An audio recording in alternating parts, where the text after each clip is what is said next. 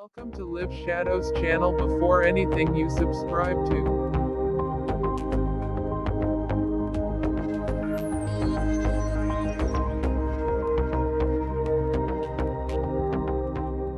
We have a village where we always went to my grandfather's village after the summer exams. Dema is about 4 hours away from Tabriz city and is one of the greenest and most beautiful villages in Hashtroud city. The story started from there when I went with my grandfather to water the trees in the farm. He asked me to ride a duab donkey and go back to the village. I also rode and went to the village. The path from the farm to the village was about 20 minutes and full of trees, gardens and valleys. I think it was around 2 or 3 in the afternoon. There were whistles everywhere, and I was riding a donkey and was whistling, and I was walking along the path slowly, when I heard the sound of the drum and the voice of Surna called Zarna in Turkish. The sound was weak. But the further I went, the louder the sound became, until I saw short men and women in the garden dancing as if they were getting married. They were less than 1 meter tall.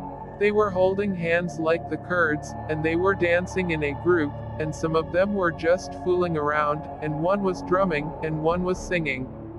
I was about 20 to 25 meters away from them.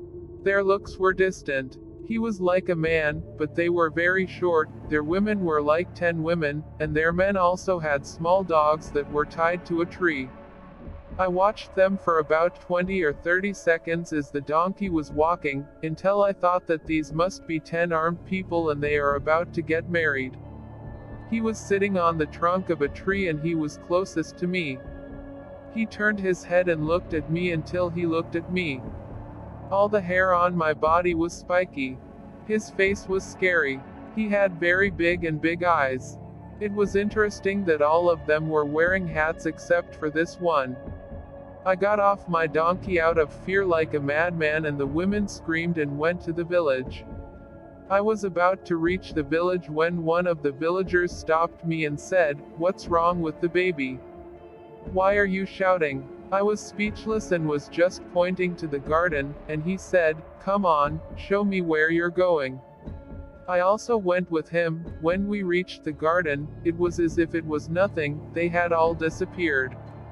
After a few years of that story, I realized what the creatures were that I had seen that day at noon, and I am not the first person out of 10 to see such a wedding.